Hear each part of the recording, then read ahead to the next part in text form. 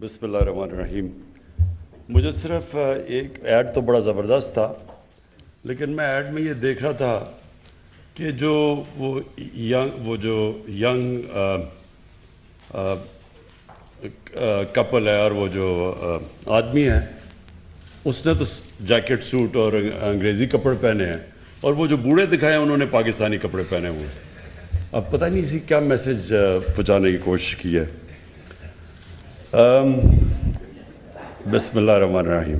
میں سب سے پہلے آج خاص طور پہ آپ کو خراج تحسین پیش کرتا ہوں رضا باقر، اس لیے کہ یہاں جتنے آپ سب بیٹھے ہیں سب سے زیادہ میں اوورسیز پاکستانیز کو جانتا ہوں، اور وہ اس لیے میری کرکٹنگ کے دنوں سے میرا بہت انٹریکشن تھا اوورسیز پاکستانی سے، اور میں نے اوورسیز پاکستانیز کو گرو کرتے دیکھا ہے. پہلے انگلینڈ میں 50 سال پہلے کتنے تھے، اور پھر آہستہ آہستہ وہ کمیونٹی گرو کی، اور اسی طرح امریکہ میں اور آسٹریلیا جدھر بھی میں دنیا میں گیا ہوں.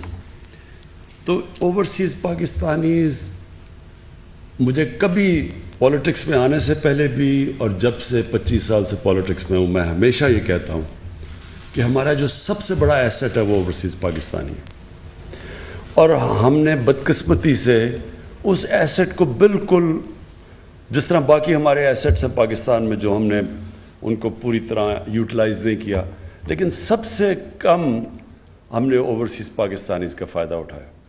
صرف ریمیٹنسز آ جاتی ہیں، وہ ورکرز ریمیٹنسز ہیں، وہ ان کو ویسے بھی بھیجنی پڑتی ہیں اپنی فیملیز کو سسٹین کرنے کے لیے، تو اس کے لیے بھی بڑا اچھا ہم نے ریمیٹنسز ریکارڈ ہمارے دور میں آئی ہیں. لیکن یہ ایک ٹپ آف دی آئس برگ ہے. جو اصل میں ان کے پاس پیسہ ہے، جو ان کے پاس ایک اندازے کے مطابق جتنا پاکستان کا جی ڈی پی ہے اتنا یہ 90 لاکھ پاکستانیوں کا باہر جی ڈی پی ہے، اتنا ہی پیسہ ان کے پاس دولت پڑی ہوئی ہے. اب ہماری پوری کوشش تھی میری جب گورنمنٹ بنی کہ ہم کیسے اس کو ٹیپ کر سکتے ہیں، اور ریمیٹنسز کو ہم نے انسینٹیوائز کیا اور اس میں ریزلٹس آئے. لیکن جو اصل انویسٹمنٹ آنی تھی، جو ہم سمجھتے تھے انویسٹمنٹ بھی آئے گی، اور جو ان کا جو ان کی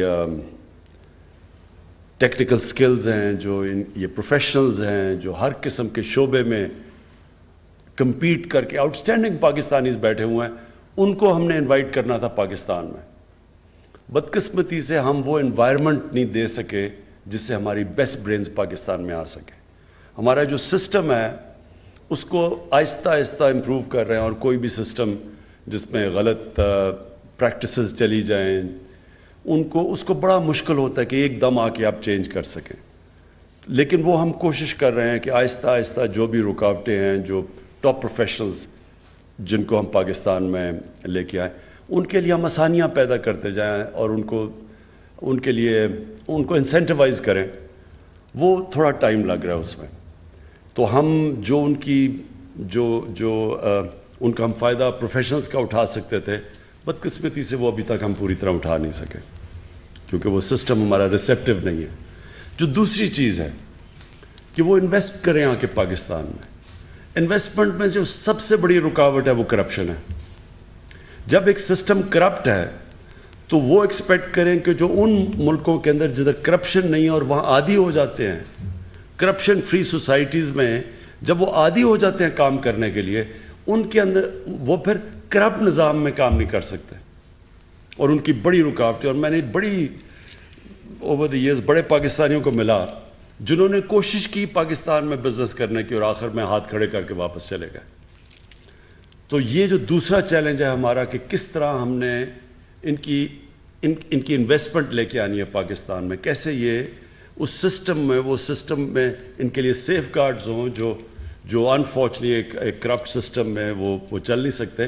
وہ ہم اس کے لیے پوری کوشش کر رہے ہیں. اور اب تک جو ایز آف ڈوئنگ بزنس، اصل میں تو ایز آف ڈوئنگ بزنس ہی ہے، اس کے اندر ابھی کافی امپروومنٹ ہے. اور ابھی کووڈ کی وجہ سے ابھی تک ورلڈ بینک نے اسیسمنٹ نہیں کی، لیکن میرے خیال میں پہلے سال میں 28 نمبر ہم اوپر گئے تھے.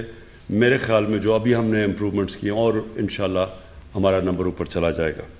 تو وہ بھی ان کے لیے اپرچونٹیز ہم انویسٹمنٹ کے لیے یہ ملک ریسیپٹیو ہوتا جائے گا.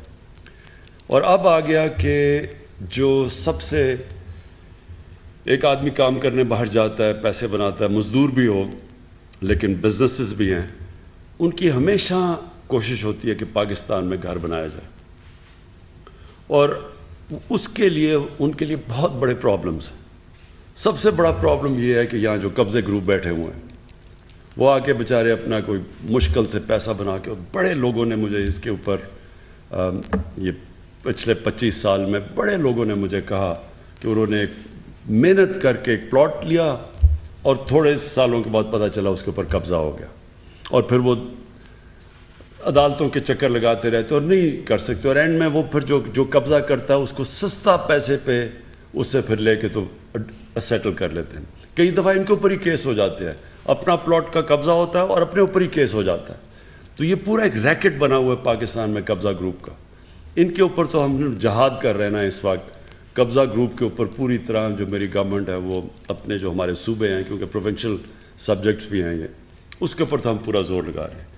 تو یہ بڑا جو آپ نے آج انٹروڈیوس کیا ہے اپنا روشن اپنا گھر، یہ وہ چیز ہے جو کہ پہلی دفعہ اب اوورسیز پاکستانیز کو پتہ چل جائے گا، کیونکہ بینکس گارنٹی کر رہے ہیں. ان کو پتہ چل جائے گا کہ یہ جو میں پلاٹ لے رہا ہوں اس کے پیچھے گارنٹی ہے، اور یہ مجھے خوف نہیں ہوگا کہ یہ کوئی، کیونکہ یہ بھی بڑی سکیمز بن جاتی ہیں، یہ جو ہاؤسنگ سوسائٹیز فیک پلاٹس، زیادہ پلاٹس بیچ دیتے ہیں، اور وہ بھی بڑے سکیمز ہیں پاکستان میں. تو کم از کم اب ان کو یہ پتہ چل جائے گا کہ بینک کی پیچھے گارنٹی ہے، اور پھر وہ بینک سے قرضے بھی لے سکیں گے گھر بنانے کے لیے. اور میرے خیال میں یہ ایک واقعی جس طرح بات کی گئی گیم چینجر ہے، کیونکہ ہم اس سے بہت زیادہ پیسہ اٹریکٹ کر سکیں گے جس کی پاکستان کو شدید ضرورت ہے ڈالرز کی.